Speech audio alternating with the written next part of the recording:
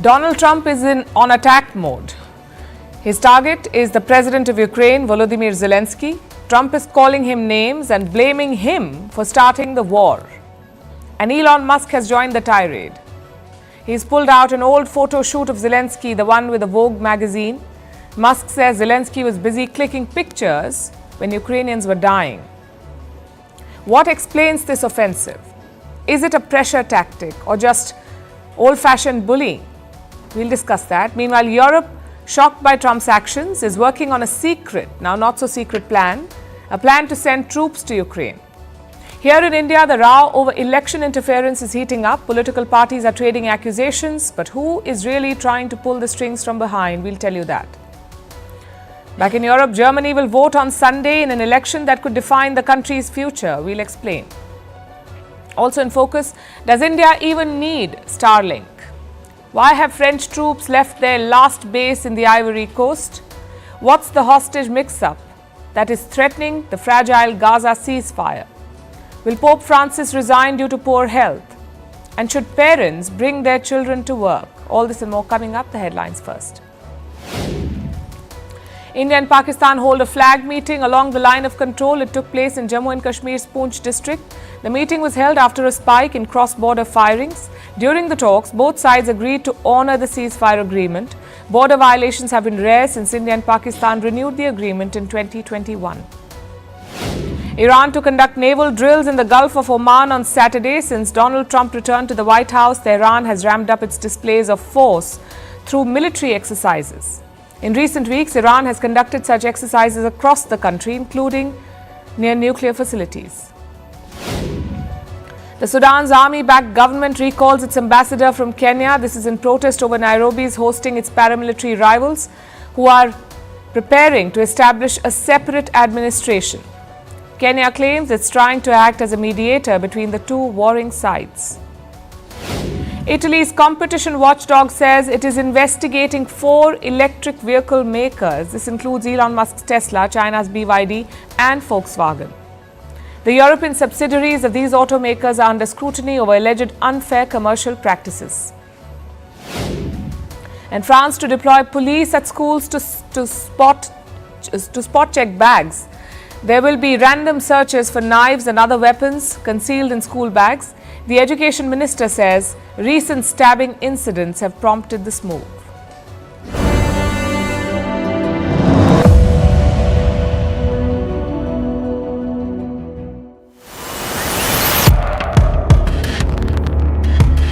I love Ukraine, but Zelensky has done a terrible job.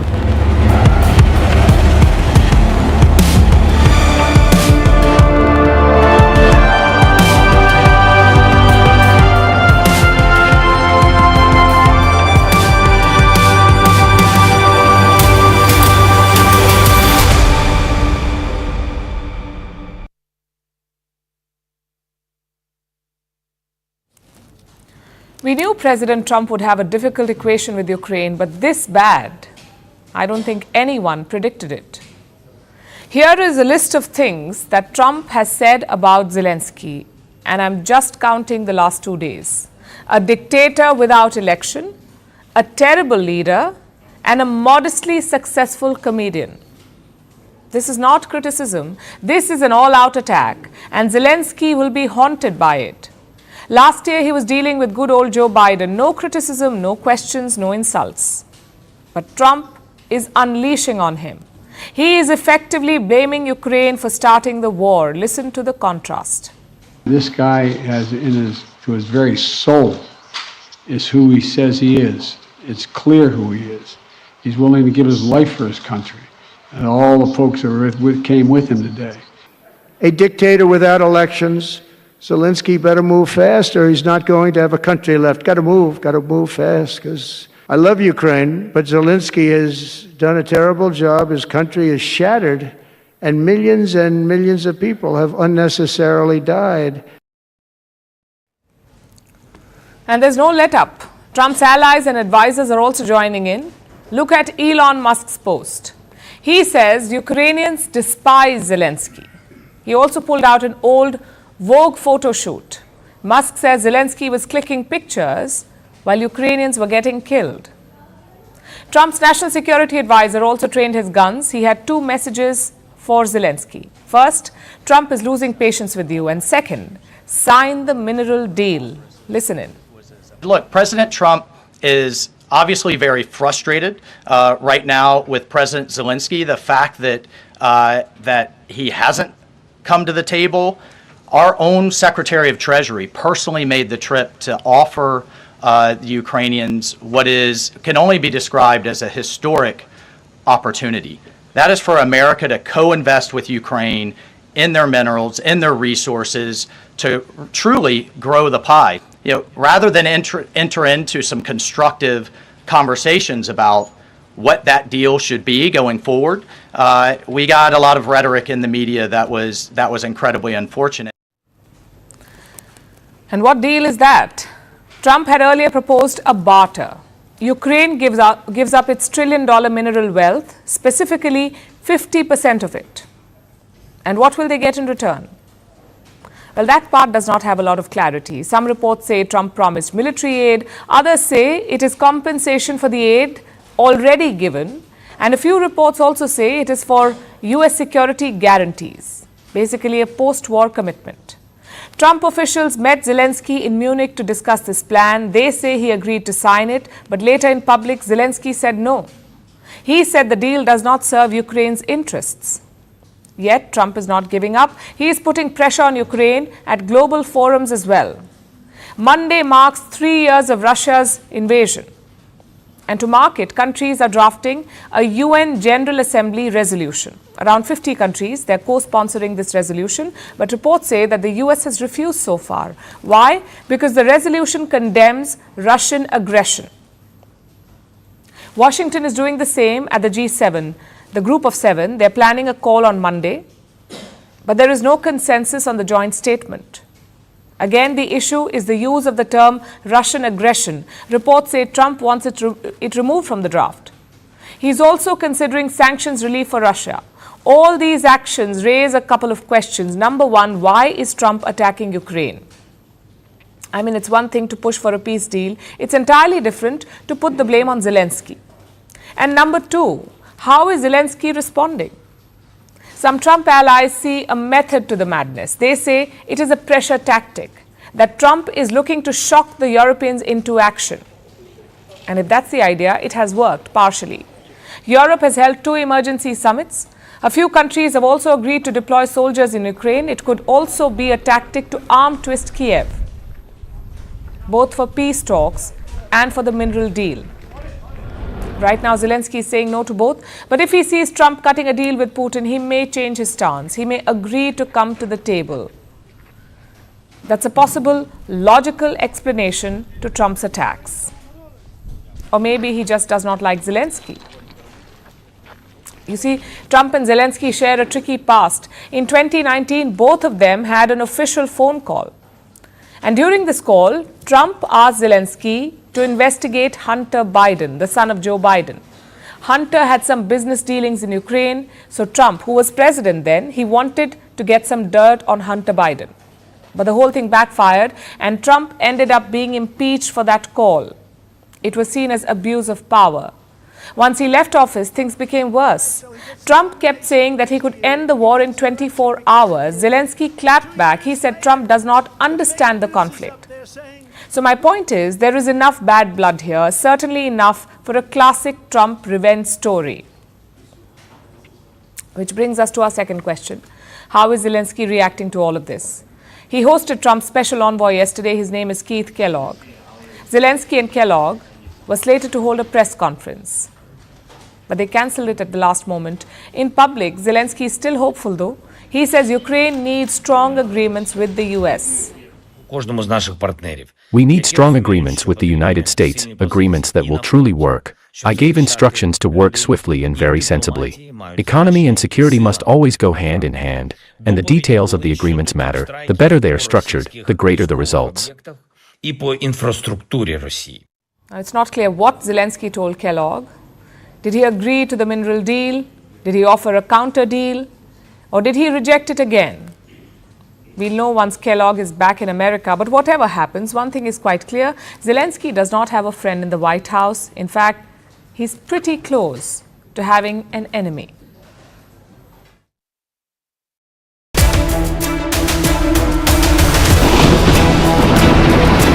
I love Ukraine, but Zelensky has done a terrible job.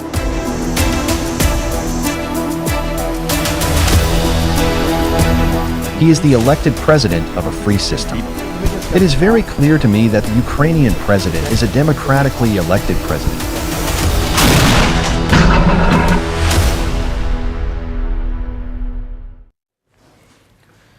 So Trump has declared war on Zelensky. Ukraine's president is trapped. There is no easy way out. He can either accept a bad deal from the US or reach out to Europe for help. Because, unlike Trump, European leaders do not question Zelensky's legitimacy. He is the elected president of a free system. This is not the case of Vladimir Putin, who kills his opponents. He prevailed against his competitors, and there was a very clear, unequivocal vote by the citizens of Ukraine. But Zelensky needs more than words. He needs weapons or some kind of diplomatic leverage over Russia. Can Europe step up to defend Ukraine? Can Brussels take control of its own defenses? Just a few weeks ago, this seemed unthinkable. For decades, European and American defenses have been inseparable. But as Trump intensified his attacks on Zelensky, Europe began working on a plan to deploy troops to Ukraine and take matters in their own hands. The details remain scarce, but France and the UK are leading this effort. They're conducting assessments. They're exploring what a potential peacekeeping mission could look like. It's too early to put a number to this. Everything hinges basically on the terms of the peace deal. If Russia and Ukraine end the war on favorable terms, a small European force should be enough. But as things stand today, that kind of deal seems unlikely, especially if Trump continues to dismiss Ukraine's concerns, in which case Europe may consider a larger deployment, complete with air power, drones and air and missile defense systems, basically a full-scale military deployment with 30 to 40,000 troops. Many experts have quoted this number. However, neither the UK nor France have confirmed this, and they're unlikely to discuss it in public. Reports say they do not want to show their hand to Russia, although Moscow is already issuing warnings. We are certainly following all these reports most closely. We are following all the sometimes contradictory official statements of the Europeans on this matter. This is a matter of our concern because we are talking about the possible eventual sending of military contingents of NATO countries to Ukraine. Russia rejects any European peacekeeping mission. Their foreign minister Sergei Lavrov has taken it a step further. He has issued a warning. Lavrov says such deployment is a direct threat to Russia, even if the troops serve under a different flag. Moscow has demanded an assurance from the US on this. It is their precondition for any peace deal on Ukraine. Basically, Russia wants to know what's going on, and it wants no Western peacekeepers in Ukraine. So the US has sought clarity on this from Europe. A few days back, they sent a questionnaire to Brussels. They want the specifics about potential European deployments. And listen to the questions that they asked. Would your country be willing to deploy its troops to Ukraine as part of a peace settlement? How and where would these forces be deployed and for how long? What actions do the US allies and partners need to be prepared to take if Russia attacks these forces? This is part of the list of questions they sent, so America wants to know what the European plan really entails. And this could come up for discussion when two European leaders travel to Washington, D.C. next week, French President Emmanuel Macron and UK Prime Minister Keir Starmer. Macron will meet Trump on Monday, Starmer on Thursday. Both France and the UK are developing this European deterrence plan together, and Macron says he wants to try changing Trump's mind. I'm going to tell him that he can't be weak in the face of Putin when he'll have to face China next. That's not you. It's not your trademark. It's not in your interest. It would be a huge strategic mistake. Expect Starmer to adopt a similar tone. Throughout this crisis, Starmer has been a hawk. He was among the first to confirm his readiness to send troops to Ukraine.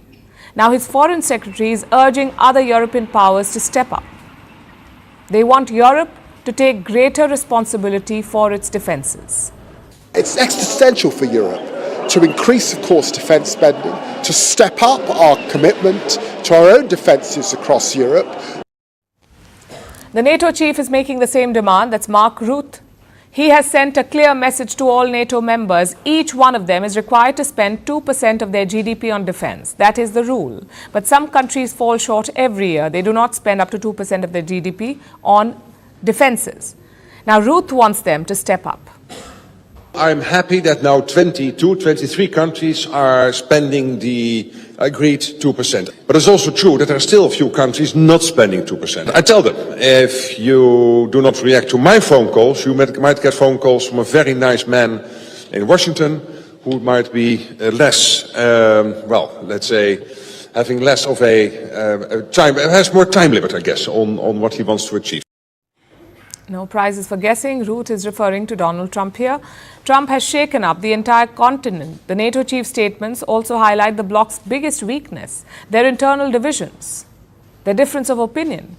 Not everyone in Europe wants to send troops to Ukraine, and these differences were on full display this week when Paris hosted 2 emergency summits. Countries like Italy and Germany were reluctant to deploy their militaries, so Macron, Starmer and Rutte may step in as consensus builders. They will try to persuade their counterparts, convince them to change their minds, ideally before they face Trump next week.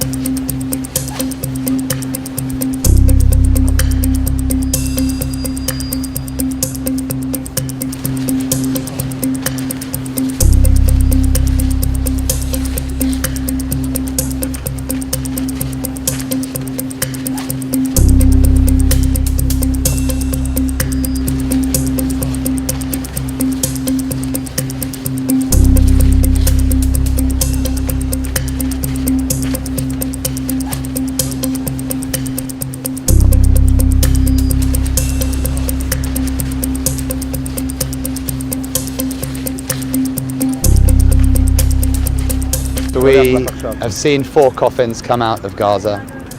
We know that one of them has been confirmed as the hostage Oded Lifshitz. 3 of the others are said to be the Bibas family. We don't know, we haven't heard verification of that and confirmation of that yet, but we are standing here to stand with their families in their hour of hope or grief, and we're standing here to make sure that we campaign for every single one of the hostages to be brought home. Hamas has done this terrible thing. They've kidnapped babies, toddlers, mothers, grandparents, and we're here to stand with them and to call for them all to be brought home now. You anointed my head with oil, my cup overflows. May only God in kindness pursue me all the days of my life, and I should.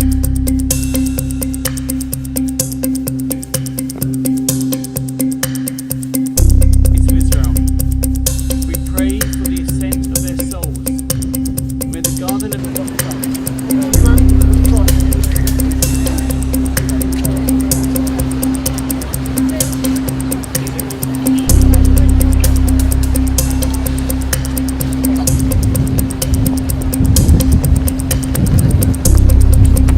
Where is the humanity? These people are toddlers, children, babies, mothers, grandfathers. We need them all brought home now. We need every single one of those people who was kidnapped away from their homes and been held for over 500 days to be brought home to their loved ones. Let them go! Let them go! Now! Let them go!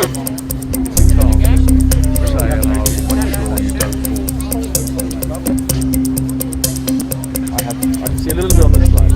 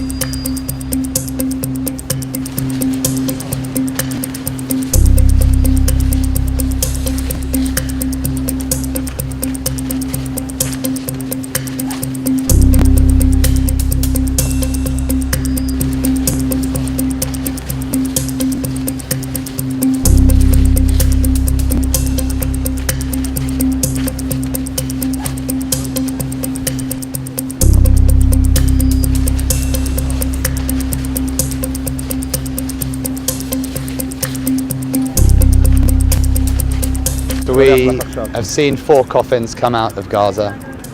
We know that one of them has been confirmed as the hostage or dead Lifshitz. 3 of the others are said to be the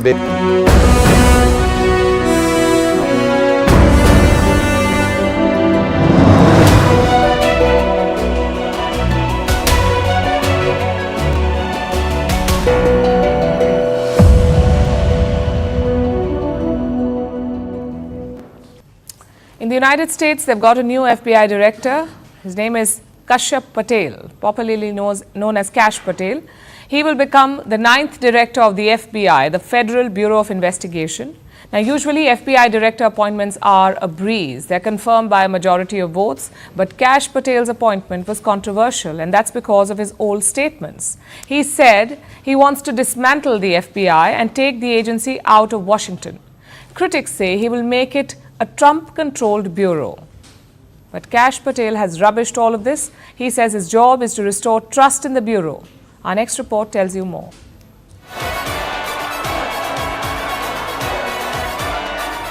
And just like that, with a Bollywood twist, Kash Patel has been confirmed as the new director of the FBI, the Federal Bureau of Investigation. He becomes the 9th director of the bureau, confirmed by a razor-thin margin in the Senate. Kash Patel of Nevada to be director of the Federal Bureau of Investigation. The staunch Trump loyalist now takes charge of the very institution that he once vowed to dismantle. Kash, or Kashyap Pramod Patel, was born to Gujarati parents in New York. He was raised as a Hindu. In his memoir, Kash says he grew up apolitical. But in college, he became more right-wing. In 2005, he got a law degree from Pace University. For 9 years, he worked as a public defender in Florida. In 2014, he joined the Department of Justice, setting the stage for a career that would take him to the highest levels of power. During Trump's first term, Kash Patel quickly became a key player. He advised the Director of National Intelligence, then rose to become the Chief of Staff to the Secretary of Defense. Even after Trump's term ended, Kash Patel remained loyal. He wrote 2 children's books talking about how Trump was cheated in the 2020 polls. He's also on the board of the Trump Media Technology Group, the company behind Truth Social, which is Trump's social media platform. But there's another book of his that has made a lot of noise. It's called Government Gangsters. In this book, Patel suggested limiting the authority of the FBI, firing the top ranks, moving the headquarters out of Washington, and reducing the General Counsel's office within the FBI. He also wants to go after the so-called deep state, calling it the most dangerous threat to democracy, which made his appointment controversial. That set the stage for intense grilling during his Senate confirmation hearing. But Kash says his previous comments were taken out of context. He believes that the FBI has lost trust and he aims to restore it. Due process must be provided without bias to all Americans. And if we cannot provide due process to the worst, then there can be no due process for anyone. And our constitutional republic fails. The FBI has around 37,000 employees, including 13,700 special agents. It also has 350 satellite offices and over 60 foreign offices in 200 countries. Usually, the FBI is an institution above political influence. But critics believe Kash Patel's appointment makes it a Trump-controlled bureau, which is why he was confirmed by a very narrow margin. The Senate voted 51-49 to confirm. To put it in context, the last few FBI directors were confirmed by at least 90 votes. And at the same time, the FBI has lost the trust of many Americans who fear the agency has become politicized. This President Kash Patel has spent his career working in criminal law and national security. So the biggest challenge for Kash Patel will be proving that he can lead the FBI impartially. The agency's legitimacy relies on public perception. If he is seen targeting political opponents or dismantling key investigative functions, he risks eroding confidence in the bureau. Meanwhile, his focus is on curbing bureaucratic inefficiencies, which may lead to a more streamlined and effective agency. So, Kash Patel's tenure is said to be one of the most closely watched in the Bureau's history.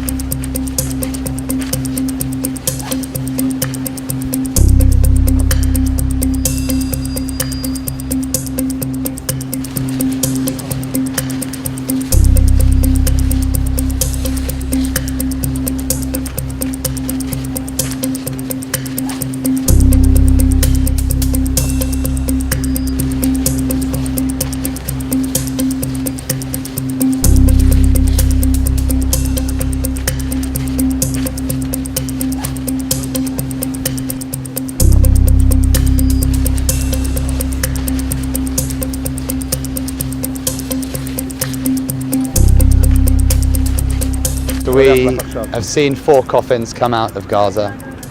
We know that one of them has been confirmed as the hostage or dead Lifshitz. 3 of the others are said to be the Bibas family. We don't know, we haven't heard verification of that and confirmation of that yet, but we are standing here to stand with their families in their hour of hope or grief, and we're standing here to make sure that we campaign for every single one of the hostages to be brought home. Hamas has done this terrible thing. They've kidnapped babies, toddlers, mothers, grandparents, and we're here to stand with them and to call for them all to be brought home now. You anointed my head with oil, my cup overflows. May only God in kindness pursue me all the days of my life, and I should.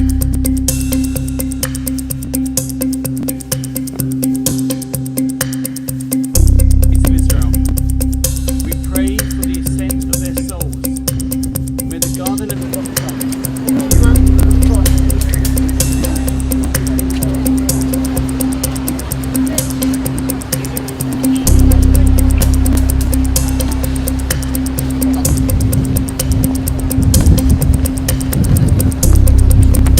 Where is the humanity?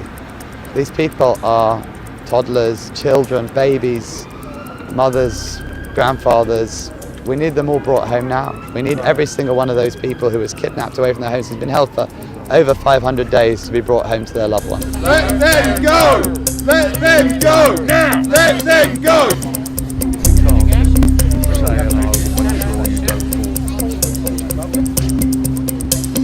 I can see a little bit on this slide.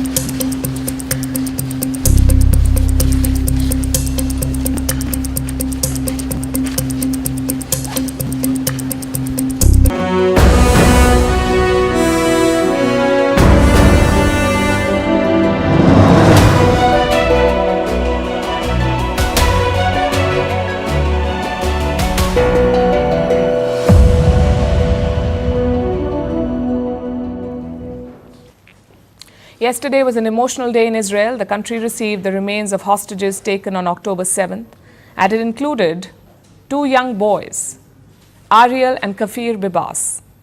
Their mother's body was also supposed to be returned. Instead, Hamas sent the body of a Gazan woman. It became a new flashpoint in the conflict. Benjamin Netanyahu is promising to make Hamas pay for it. He says it's a violation of the ceasefire. Meanwhile, Hamas says the mother was killed in an Israeli airstrike and that her body got mixed up under the rubble. Will this episode reignite the fighting? What is the story of the Bibas family? Our next report tells you. Israeli flags flutter beside a road in Tel Aviv. A sizable crowd has gathered on both sides of it. Most people seem to be fighting tears as they watch on. A couple of vans zoom by, heading to the nearby forensic center. Inside them are bodies of Israeli hostages, the youngest of them, taken away in October 2023. Just hours ago, these remains were in Gaza. Under last month's ceasefire deal, they were to be handed over to Israel. It happened here, in Khan Yunis. Don't be fooled by the full-sized coffins. Inside two of them were boys. Ariel Bibas, who would have been 5 years old, and Kfir Bibas, who would have been 2. Their mother, Shiri Bibas, was to be in the other coffin. But as it turned out, it wasn't her remains. These Hamas monsters also cynically refused to bring back the boy's mother, Shiri, and sent the body of a Gazan woman instead, in brazen violation of the agreement.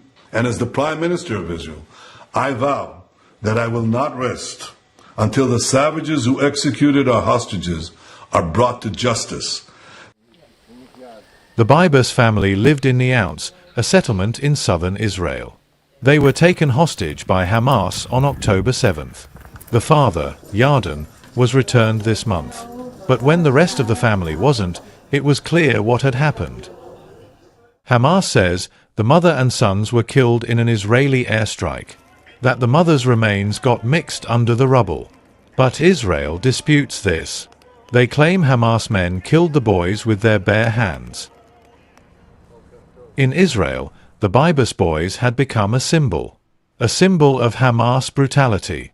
Now that their mother's body is missing, the grief will only grow. It really hurts because once they are dead, and we really hope that they won't be dead, that they will come back. And now it's like they make a joke of us. This is what I feel, because the children are true, they are the children, and the mother, they just sent a body, and it's so painful. Netanyahu claims he will avenge the Bibas family, but the family is blaming him. They say Netanyahu abandoned them on October 7th and again in Gaza, while they were in captivity. So the family is asking him to apologize. But the Prime Minister is thinking politics. With Donald Trump on his side, Netanyahu is spoiling for confrontation. He is supporting the plan to evacuate Gazans, to turn the Strip into a resort town. But Arab nations have vowed to fight it. They are meeting today in the Saudi capital of Riyadh. The main agenda is to oppose Trump's plan to reaffirm their commitment to the two-state solution. As the politics plays out, grief will take a backseat. But the Bibas family's story should serve as a reminder, not just of the brutality of October 7th, but of how fragile this ceasefire is.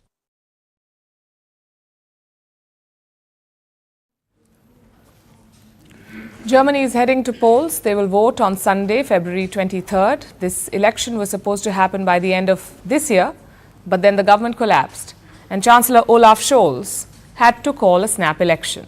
Now he's fighting for survival. So who are the key contenders in this fight? What is on the agenda? And why is Germany's Gen Z shifting right? Let's break it down. First, the key contenders. Now, Germany's politics is heavily color-coded. Every party has a color, and it's what they're associated with, their color. It's also how coalitions are named. We start with the Social Democratic Party, which is led by Chancellor Olaf Scholz. This is the party in power. Its symbol is a red rose. So it is associated with the color red. And this is Germany's oldest party, known for its centrist politics.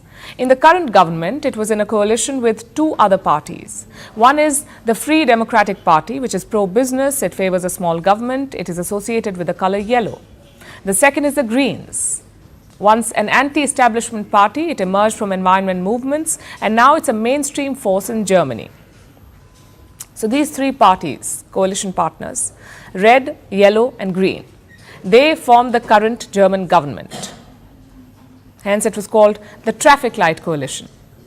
But for Scholz's government, that light has just turned red because another party is surging in polls. It is the Christian Democratic Union. This is Germany's main conservative party. It was once led by Angela Merkel. Now it is headed by a man called Friedrich Merz. He's 69 years old. He wants to restrict immigration and he wants to bring back nuclear energy. I am not looking for any other majorities in this German Bundestag than those in the democratic center of our parliament. And if there were such a majority here today, if there has been such a majority here today, then I regret it. This party, the CDU, is leading the polls with 29% voter support, but it won't be enough, 29%, which brings us to the wild card in this election and probably the kingmaker, the party called AfD, the Alternative for Germany Party. It is called a far-right party.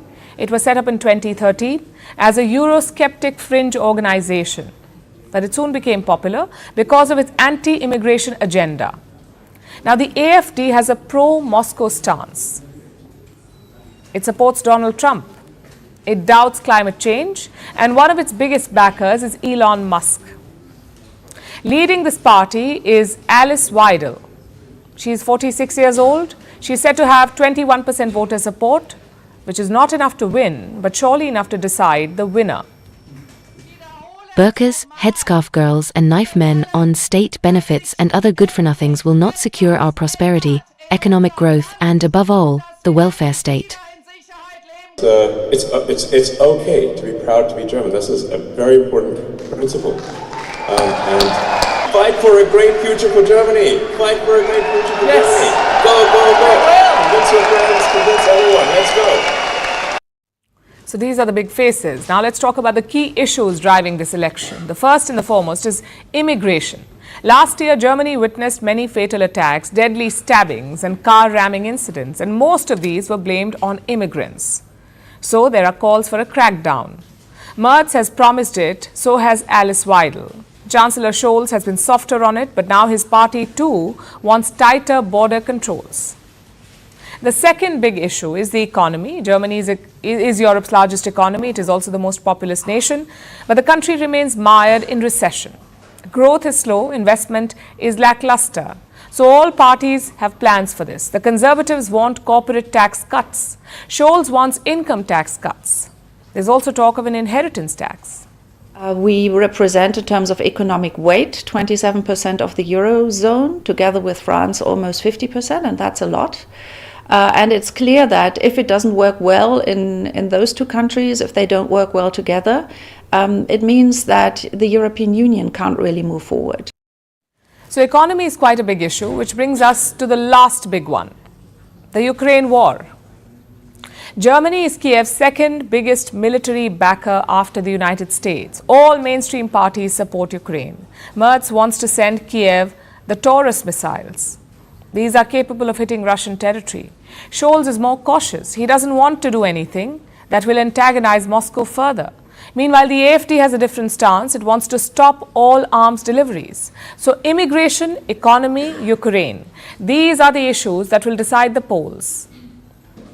And the big vote bank is Gen Z. During the last election in 2021, the Greens were the top party for the youth. This time things are a little different. Gen Z is backing the Christian Democratic Union, or CDU, followed by the AfD party.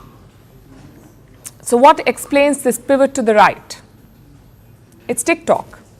AfD is big on the app.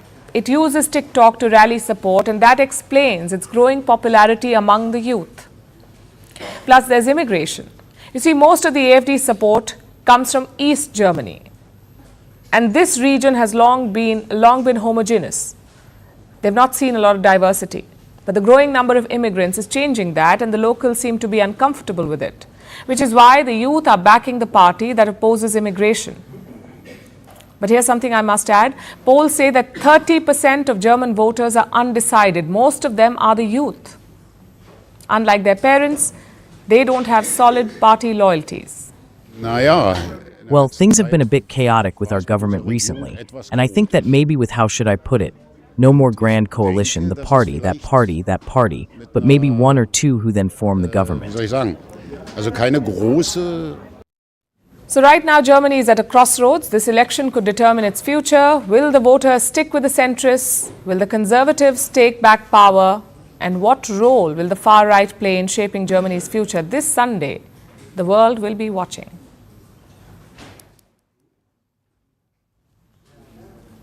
Our next story comes from the smallest country in the world, the Vatican. Pope Francis is currently hospitalized. He's suffering from double pneumonia. Since the hospitalization, his health has deteriorated drastically. Even the Pope thinks that he may not make it. So he's mulling a drastic move, a resignation. Although he won't be the first pontiff to do this, the first one to resign. But who will replace him? That is the big question. Meanwhile, the Vatican is already preparing for the worst case scenario. There are rehearsals underway for a papal funeral. Our next report brings you all the details.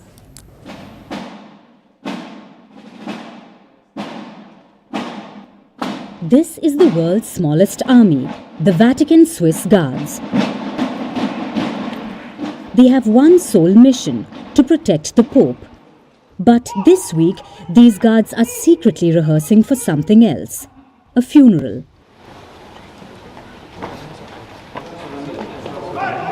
Pope Francis is in the hospital.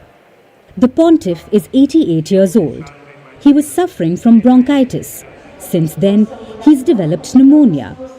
He also has a respiratory infection, so the Vatican is worried.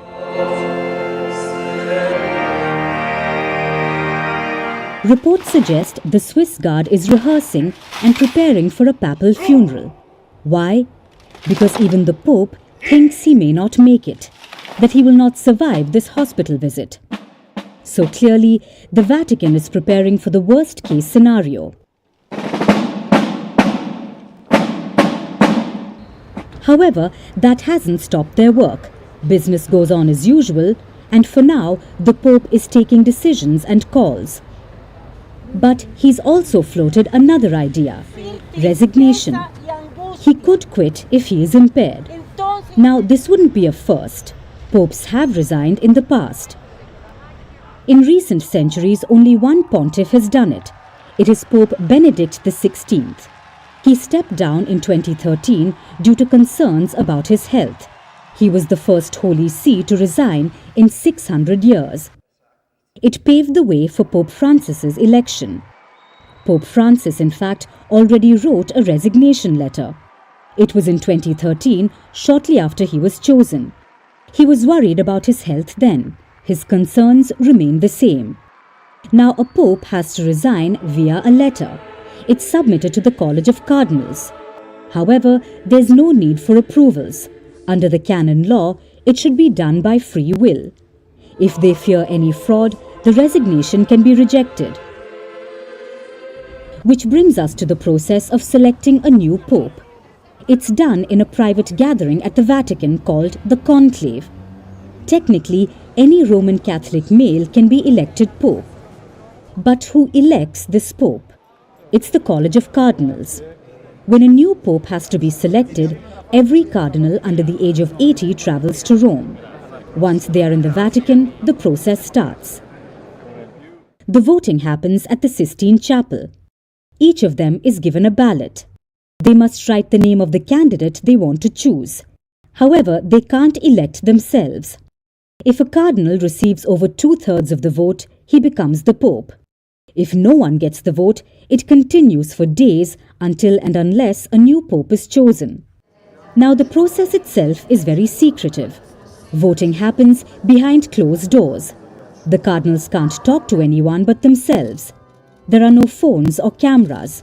No one is allowed inside the Sistine Chapel. But once a vote is done, ballots are burned with a chemical. If the smoke coming out is white, a new pope is chosen. If the smoke is black, that means no decision has been reached and the voting continues. The smoke is for the world to remain updated with the proceedings behind the closed doors. So, as the Vatican prepares for every possibility, a recovery, a resignation, or a final farewell, one thing is certain. Whether in life or in death, the legacy of Pope Francis will be written soon, and the future of the Church may be about to change.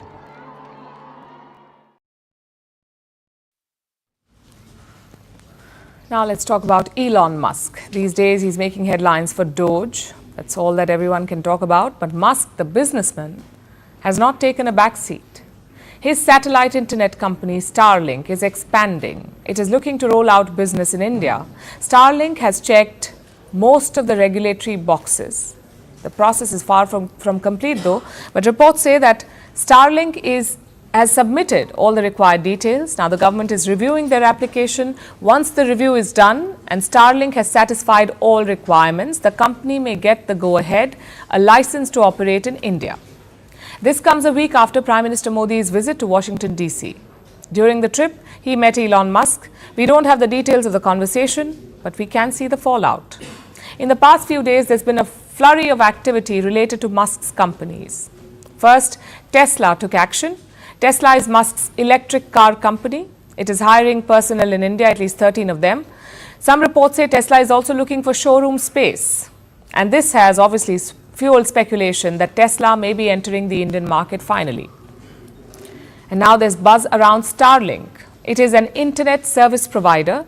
Instead of using cables, it works on satellites. Starlink has thousands of satellites orbiting the Earth. It works almost everywhere. All you need is a clear view of the sky.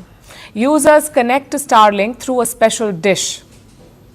It works like satellite TV, but for the internet. So it sends and receives signals from Starlink satellites in space. And here's what you have to do. First, you set up the dish. Then you connect your devices to it, and then you can be online. Starlink promises high internet speed, somewhere between 20 to 220 Mbps, which means potentially Starlink can download a song within seconds, a movie in around 5 minutes, and a large video game in about an hour. So it's basically promising the internet superhighway. The question is, does India even need it? Is India's existing digital infrastructure not good enough? Let's take a closer look. First, what problem is Starlink trying to solve with satellite internet? And who really needs it? Supporters of Starlink say that it will expand access, especially to remote areas where traditional cables and wires cannot reach. And to some extent, they are right. Starlink can provide instant connectivity to isolated regions. But at what cost? By some estimates, Starlink could cost over 100,000 rupees in the first year. That's 1 lakh rupees for one unit. That's more than $1,000. And this is just the cost of Starlink equipment. It is for the dish that you'll have to install to connect to the internet. Then there's a service cost, the monthly internet bill to use Starlink. And how much will that be? Around 7,000 rupees, which is $80, 80.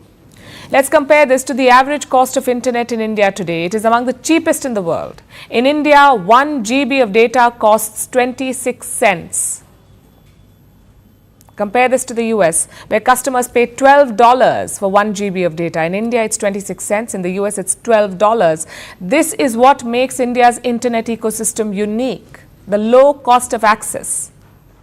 This year, India's internet user base is projected to cross 900 million.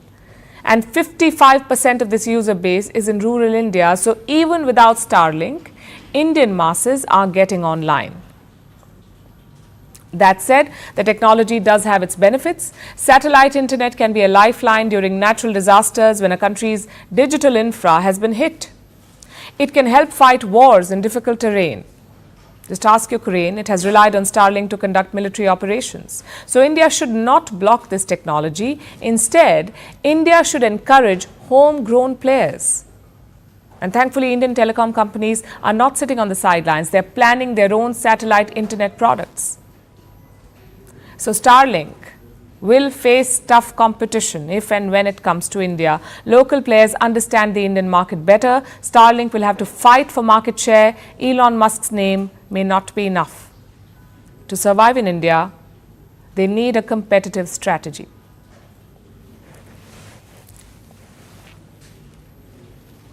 Now let's turn our attention to Africa, specifically to the Ivory Coast in the west. This country is home to about 29 million people, along with French military bases.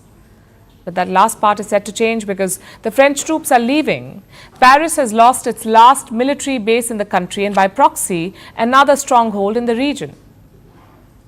After Mali, Niger, Burkina Faso, Chad and Senegal, the French military has been forced to leave the Ivory Coast.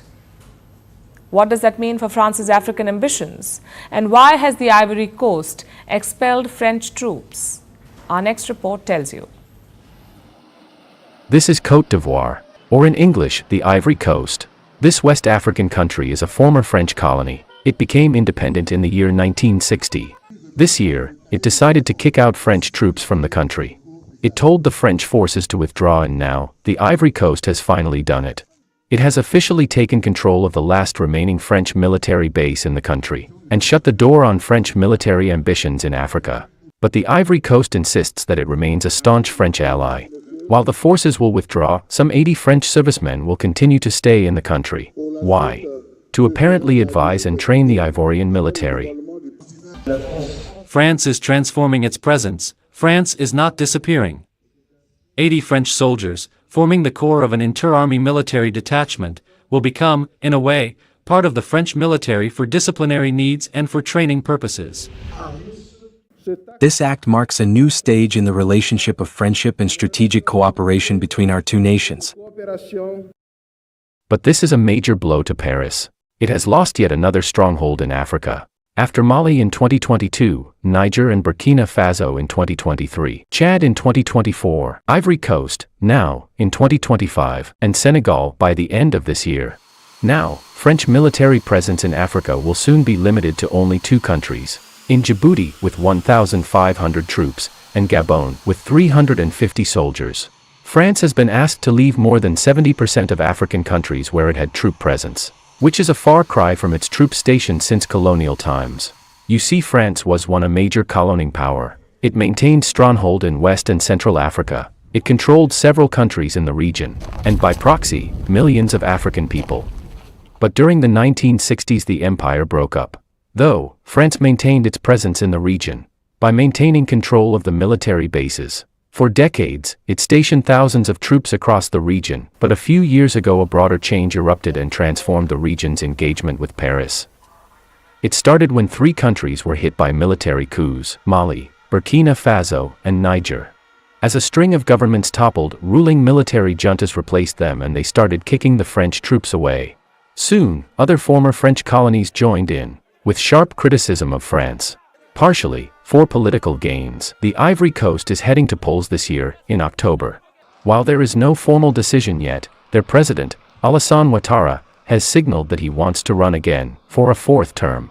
So he may be leaning into the anti-France sentiment to rally public opinion. But either way, this is a setback for Paris, which has, for decades now, maintained military bases across Africa, to continue its influence over the region. So looks like Paris' colonial pet project in Africa is finally dismantling. And now it's time for Vantage Shots, images that tell the story. Canadian Prime Minister Justin Trudeau taunts the US after Canada's ice hockey win. A humanoid robot walks a robotic dog at the Global Developer Conference. And on Earth, you may put on your pants one leg at a time, but in space, astronauts do it a little different. Finally, taking you back in history, on this day in 1972, US President Richard Nixon embarked on a historic 8-day visit to China. Nixon was the first sitting US president to visit mainland China. His visit ended decades of Sino-US enmity. We're leaving you on that note. Thank you for watching. Have a great weekend.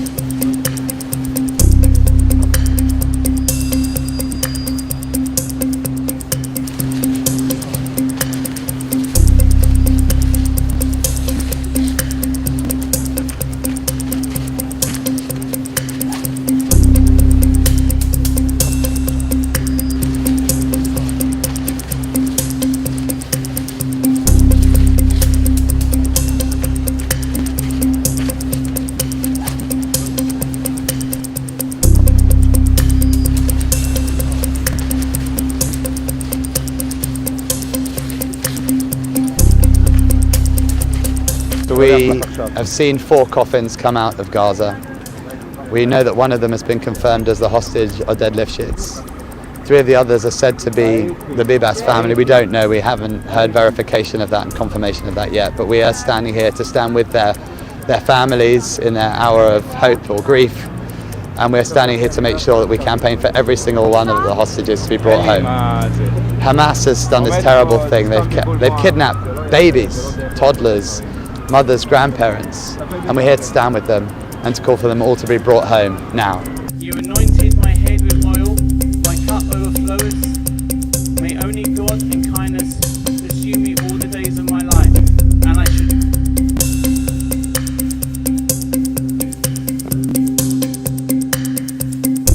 To Israel, we pray for the ascent of their souls. May the garden of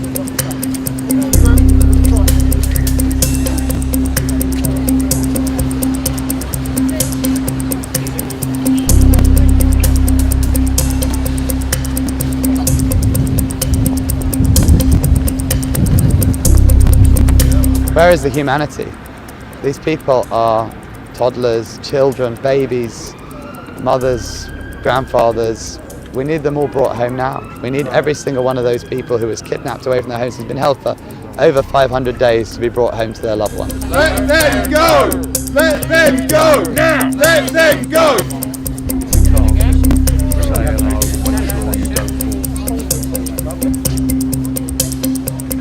I can see a little bit on this slide.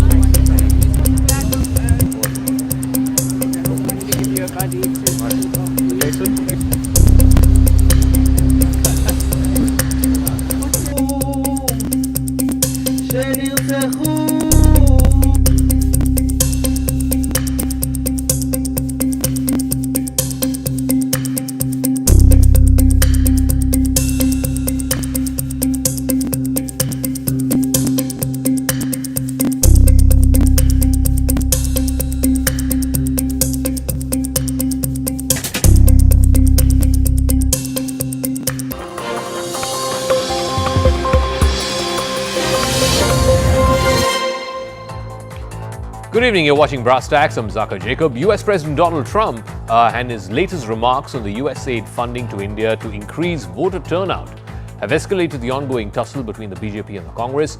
He in fact called it a kickback scheme, and that has now armed the BJP to question the Congress about why it wanted to increase voter turnout in the country. Both sides, both political entities are trading barbs at each other, calling each other anti-national and so on and so forth. A united opposition wants the government to bring in a white paper on this matter and reveal the truth. Who were the beneficiaries of this $21 million? Will we see that happen when Parliament convenes next? Remember, that happens in the first week of March. Will we go beyond the rhetoric between the government and the opposition and actually know who is it that USAID funded to increase voter turnout in India? Who are the recipients? Who are the beneficiaries of this $21 million?